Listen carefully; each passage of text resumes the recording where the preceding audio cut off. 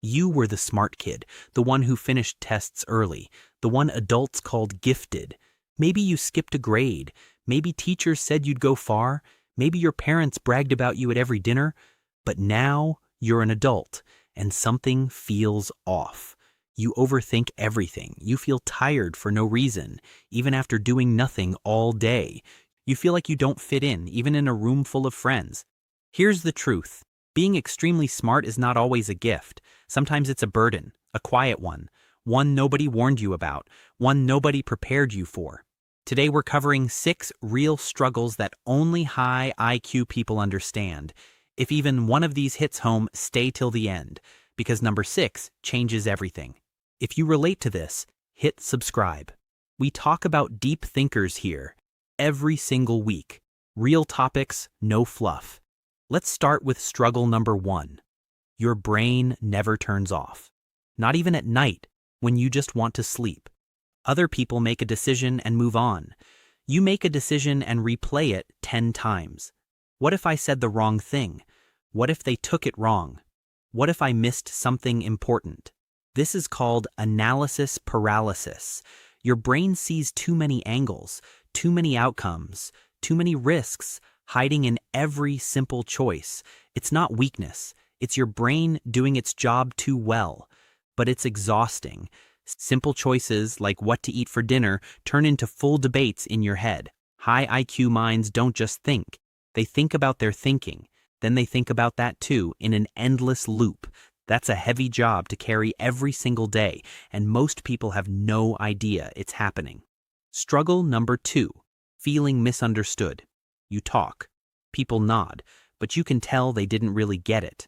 You explain something simple and somehow it comes out complicated. People say you're too intense, or too much, or hard to follow. Sometimes they just change the subject, so you stop explaining. You shrink your thoughts down. You water them down just to fit into normal conversation. You learn to say less, even when you have more to say.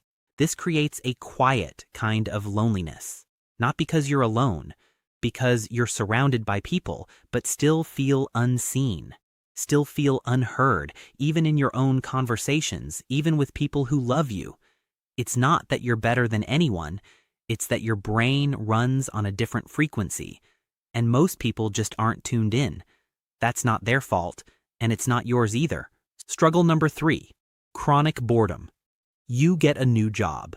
Exciting at first. 3 months later, you're bored out of your mind, checking the clock every hour. You get a new hobby. Fun at first. Then you master it fast and it loses its spark, so you drop it and move to the next one.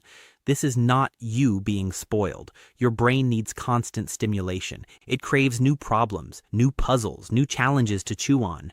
Routine feels like slow suffocation, one repeated day at a time. This is why so many smart people jump from job to job, hobby to hobby, relationship to relationship sometimes, not because they lack focus, because their mind moves faster than the world around them. You're not flaky, you're not scattered, you're not incapable of focus, you're just wired for growth in a world built for repetition.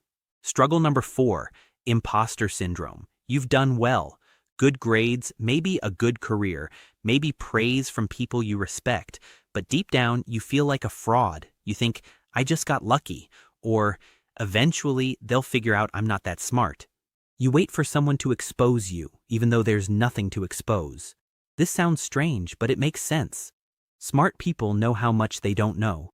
The smarter you get, the more you realize how huge the gaps are. That awareness feels like proof you're not good enough, even though it's actually proof of the opposite. Imposter syndrome is common in high achievers. It shows up in doctors, scientists, and top students. Not just you. It shows up in people at the very top of their field. It means you're aware. It means you're growing.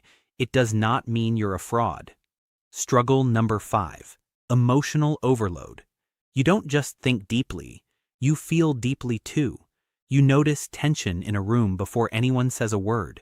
You sense when a friend is upset, even if they say they're fine. You absorb other people's stress like a sponge and carry it home with you. This is called emotional intensity. It's common in high IQ people, but almost nobody talks about it. Most people assume smart just means logical. It means so much more than that. The world tells you to toughen up, but your sensitivity is not a flaw. It's data. It's information other people simply cannot see and cannot understand why you see it. The problem is, nobody taught you how to manage all that extra input. Nobody handed you a manual for it, so it builds up. And it drains you slowly, day after day, until you're running on empty. Struggle number 6. This is the big one. The one most people never say out loud. You feel alone, even when you're not, even at a party, even surrounded by family, even in a group chat full of friends. Not because people don't like you, because very few people truly think like you. Few people move at your pace. Few people go as deep as you naturally go without even trying. So you adjust, you slow down for others, you simplify your words, you hide parts of your mind just to make people comfortable, just to keep the peace. Over time, this creates distance. Real distance between who you are and who you show the world, and that gap gets heavier every year you don't close it. But here's what changes everything. You don't need everyone to understand you. You need the right few people who do. Quality over quantity, always.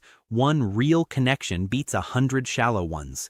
Being extremely smart is not a curse, but it does come with a cost nobody explains to you. Nobody warns you about it in school.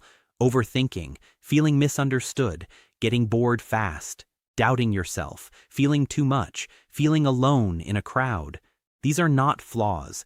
These are signs. Signs that your mind works differently. Signs that you were never meant to think small, never meant to fit inside a box built for average, never meant to move at someone else's pace.